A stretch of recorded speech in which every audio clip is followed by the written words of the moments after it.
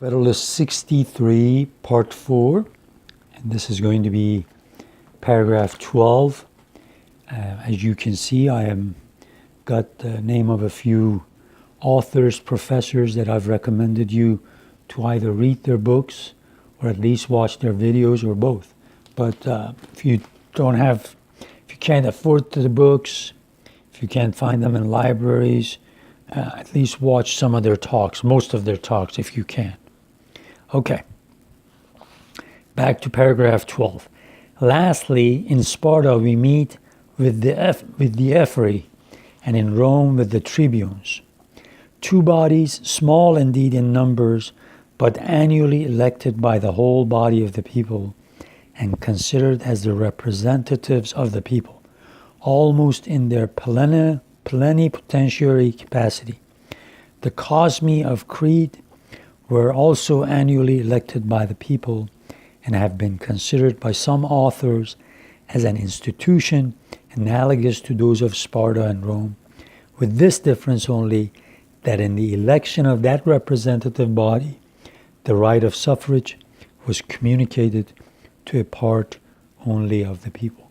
I hope you've watched the previous or listened to the previous parts of this Federalist, but Madison is talking about the need for the Senate because the stability it brings, the number of senators is going not to exceed a certain number. He wants to have a small Senate because, as you remember, he said when assemblies are large, people can pass the blame to others. When the assemblies are small, they can take pride and know that they're going to be held accountable. So they'll take pride and pay attention to what they do. So here he's again reviewing what he talked about in Federalists 18, 19, and 20 about ancient Greece and Rome. So he says, these are some of the lessons that they have provided us, but we Americans have gone even a step further and have given you something better. Okay, I'll continue with the next paragraph. From these facts, to which many others might be added, it is clear that the principle of representation was neither unknown to the ancients nor wholly overlooked in their political constitutions. So remember earlier he said the ancients did not really have representation the way we do, but here he kind of takes the middle ground. He doesn't totally deny that they didn't have any representation. So keep that in mind. The true distinction between these and the American governments lies in the total exclusion of the people in their collective capacity from any share in the latter, and not in the total exclusion of the representatives of the people from the administration of the former. This distinction, however, thus qualified, must be admitted to leave a most advantageous superiority in favor of the United States. But to ensure to this advantage its full effect, we must be careful not to separate it from the other advantage of an extensive territory. For it cannot be believed that any form of representative government could have succeeded within the narrow limits occupied by the democracies of Greece.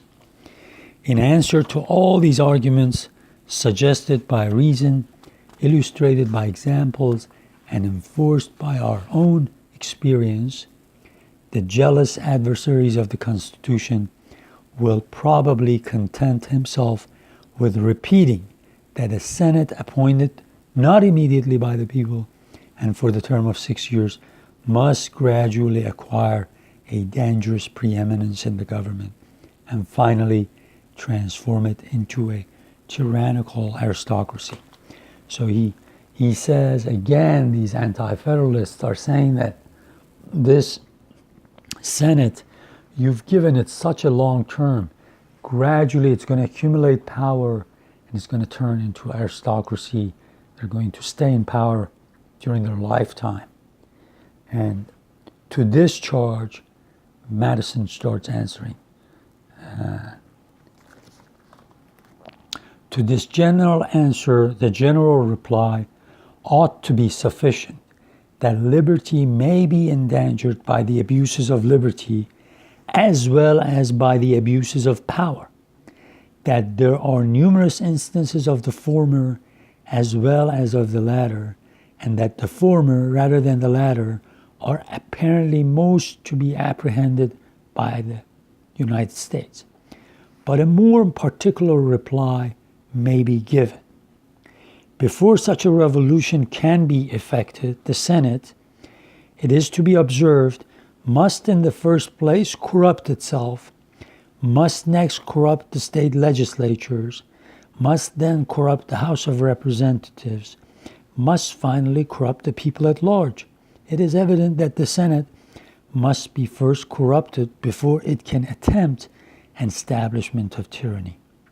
Without corrupting the state legislatures, remember, state legislatures are the assembly which elected the senators till the early part of the 20th century. Without corrupting the state legislatures, it cannot prosecute the attempt, because the periodical change of members would otherwise regenerate the whole body. Without exerting the means of corruption with equal success on the House of Representatives, the opposition of that co-equal branch of the government would inevitably defeat the attempt, and without corrupting the people themselves, a succession of new representatives would speedily restore all things to their pristine order. Is there any man who can seriously persuade himself that the proposed Senate can, by any possible means within the compass of human address, arrive at the object of lawless ambition through all these obstructions? So with all these things that the Senate will have in its way, blocking it, most importantly, the state legislatures whose members get re-elected so often, and also the House of Representatives, even though here we've been saying that the Senate is here to block any wrongdoing by the House of Representatives, the reverse is true too.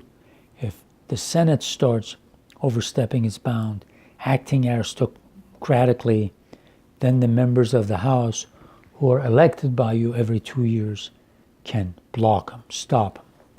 So he says, don't come up with silly things happening, because it's not going to happen. You can stop the Senate from acting tyrannical.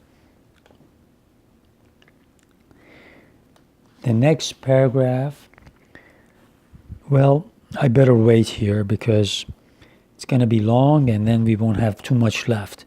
But basically in the next paragraph, he's going to give the example of the Senate of Maryland, which of all the 13 states, only Maryland elected its senators every 5 years, which is very close to the way in the Constitution the federal Senate elects its members.